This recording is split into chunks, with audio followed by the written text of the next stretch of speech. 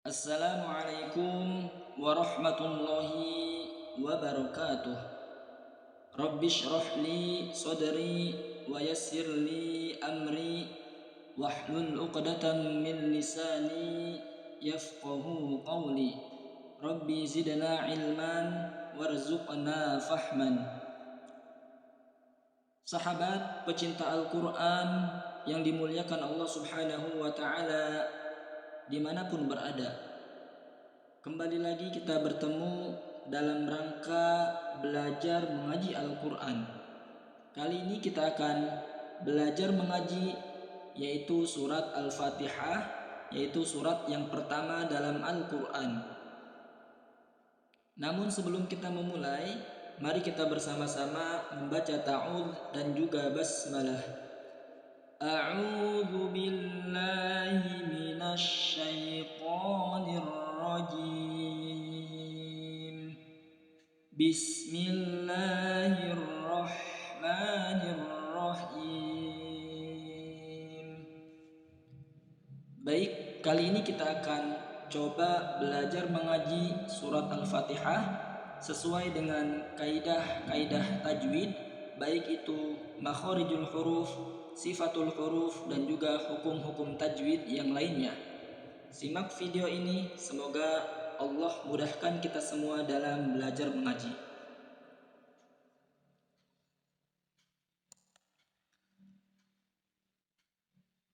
Bismillahirrahmanirrahim. Kita baca bersama-sama. Bismillahirrahmanirrahim. Perhatikan pada ayat pertama atau kalimat basmalah, karena bismillah merupakan ayat pertama di dalam surat Al-Fatihah. Kesalahan yang sering terjadi yaitu di huruf sin ketika dalam keadaan sukun. Maka sahabat pecinta Al-Quran, jangan sampai huruf sin dibaca mantul. Bismillah, itu kesalahan yang pertama yang sering terjadi di surat Al-Fatihah. Maka bagaimana agar suaranya tidak memantul? Maka jangan sampai dilepaskan. Bismi langsung masuk ke huruf mim. Bismillah itu tidak mantul. Jika kita lepaskan maka akan terdengar suara pantulan. Bismillah, nah, maka harus diperhatikan huruf sin ketika dalam keadaan sukun, dia tidak ada pantulan. Kemudian kesalahan kedua yang sering terjadi di ayat yang pertama yaitu pada kalimat Ar-Rahman. Ada huruf ha kecil dalam keadaan sukun. Kita sudah mengetahui bahwasanya huruf ha kecil ada kembarannya yaitu huruf ha besar. Maka huruf ha kecil dan huruf ha besar itu berbeda tempat keluar hurufnya dan berbeda cara pengucapannya. Maka jangan sampai disamakan. Huruf ha kecil baik dalam keadaan berharokat ataupun dalam keadaan sukun, cara pengucapannya harus disertai dengan tekanan. Ar-Rahman, Ar-Rahman. Dia kalau tidak ditekan maka akan menyerupai huruf ha besar. Ar-Rahmani. Kalau ditekan Ar-Rahmani, dia akan sempurna sesuai dengan tempat keluar hurufnya.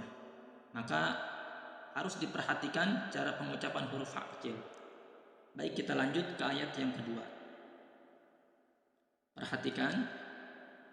Alhamdulillahi Rabbil Alamin. Kita baca bersama-sama.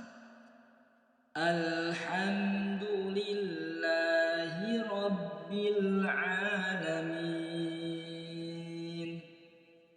Kesalahan yang sering terjadi di ayat yang kedua, yaitu sama pada huruf lam dalam keadaan sukun.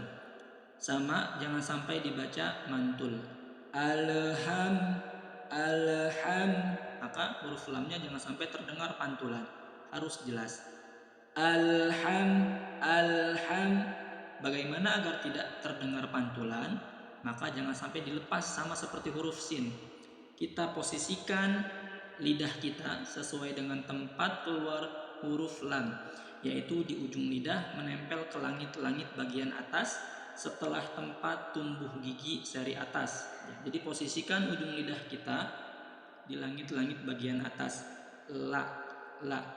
Ketika sudah kita posisikan sesuai dengan makhrajnya, maka jangan sampai dilepas. Al-ha, al-ha. Kalau kita lepas al-ha, maka akan terdengar pantulan. Kemudian Rabbil alamin. Kesalahan yang sering terjadi juga yaitu pada huruf ain, kurangnya penekanan. Sekali lagi, huruf ain harus disertai tekanan ketika kita membacanya atau mengucapkannya. Karena huruf ain memiliki kemiripan dengan huruf hamzah, sama-sama berbunyi a. Akan tetapi huruf ain disertai tekanan berubah menjadi a. Kita ulang. Alhamdulillahi rabbil alamin. Kita lanjutkan ke ayat yang ketiga. Ar-Rahmanir Rahim. Kita baca bersama-sama. Ar-Rahmanir Rahim. Kesalahan yang sering terjadi pada ayat ketiga yaitu pada kalimat ar-roh, ya. Pengucapan dalam huruf ro, ya. Huruf ro mempunyai sifat takrir, yaitu bergetar. Akan tetapi jangan sampai berlebihan bergetarnya. Ya. Huruf ro dihukumi tafkhim. Ro-nya dalam keadaan tafkhim tebal karena huruf ro berharokat fathah. Ar-ro, ar-ro.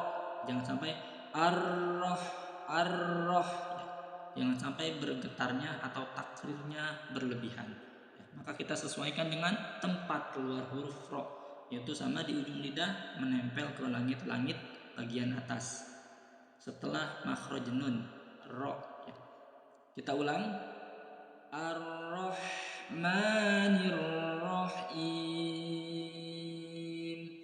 Sama huruf ha dalam keadaan sukun, ha kecil harus disertai dengan tekanan. Kita lanjutkan ke ayat setelahnya. Maliki yaumiddin. Kita baca bersama-sama. Maliki yaumiddin. Di ayat yang keempat, perhatikan di huruf mim ada tanda alif kecil atau fathah berdiri, menandakan bacaannya dibaca panjang 2 harokat. Kesalahan yang sering terjadi, panjangnya itu berlebihan, maka jangan sampai lebih dari 2 harokat, hanya 1 ayunan atau 2 harokat. Maliki, jangan sampai maliki jangan sampai lebih dari 2 harokat. Baik, kita lanjut ke ayat yang kelima. Iyyaka na'budu wa iyyaka nasta'in. Kita baca bersama-sama. Iyyaka na'budu wa iyyaka nasta'in. Baik. Kesalahan yang sering terjadi di ayat yang kelima yaitu kurangnya nabroh. Kurangnya penekanan pada kalimat iya. Ingat di huruf ya ada tasydid. Iyyaka, jangan sampai iyyaka na'budu wa tapi harus ada nabroh, yaitu tekanan ketika huruf hijaiyah berharokat tasydid. Kemudian di huruf ain juga harus disertai tekanan dengan jelas. Na'budu, kalau tidak disertai dengan tekanan dia akan berubah menjadi huruf hamzah. Na'budu, kalau kita tekan na'budu. Kemudian sama ya, wa iya ada tasydid. Nasta'in, ainnya ditekan. Ain. Baik, kita lanjut ke ayat yang ke-6. Ihdinas siratal mustaqim. baca bersama-sama. Ihdinas siratal mustaqim. Kita bahas hukum tajwid dan juga makhorijul huruf dan juga kesalahan-kesalahan yang terjadi di ayat ke-6. Ihdinas si, ya. Pada kalimat as-si, ya, huruf shad dalam keadaan kasroh, ya. Huruf shad tetap dibaca tebal. Ihdinas si, so, ya, dia tebal. Huruf shad mempunyai sifat isti'ala dan juga itbaq, jadi dia kuat, tebal. Siro, ya, dengan cara menaikkan punggung lidah ke langit-langit agar suara kita terdengar tebal. Kemudian siratal mus. Nah, ini huruf sin, jangan sampai dibaca mus. Dia akan menyerupai huruf shad. Tapi kita tarik rahang bibir bawah kita, mus. Jadi akan terlihat tipis. Mustaqim, mus, ya, huruf sin termasuk huruf istifal, huruf tipis, ya. Mustaqim. Kita lanjutkan ke ayat yang ke-7. Tarik napas panjang-panjang. Siratal ladzina an'amta 'alaihim ghairil maghdubi 'alaihim waladdallin. Kita baca bersama-sama. Siratal ladzina an'amta 'alaihim ghairil maghdubi 'alaihim waladdallin.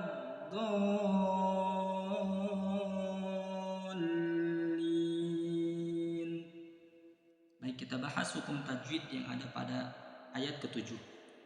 Siratal ladzina an'amta. Pada kalimat an'amta, ya. Ini kesalahan yang sering terjadi, yaitu pada kalimat an'a, ya. Ada huruf hamzah yang berharokat, kemudian ada nun mati dalam keadaan sukun, setelahnya ada ain. Ingat, hamzah jelas a, kemudian nun mati bertemu dengan ain idhar, maka jangan sampai ditahan an'amta, tapi langsung an'amta, langsung masuk huruf ain. Kemudian kurangnya penekanan pada huruf ain yang sering terjadi kesalahannya. Maka sudah kita jelaskan huruf ain cara pengucapannya harus disertai dengan tekanan. An'amta, amta. Nah, maka tekanannya harus jelas, harus dibedakan dengan huruf hamzah. Ghairil maghdubi 'alaihim. Maghdub, ya, ghairil maghdub, ya. Du-nya panjangnya 2 harokat, jangan sampai lebih. Waladdallin.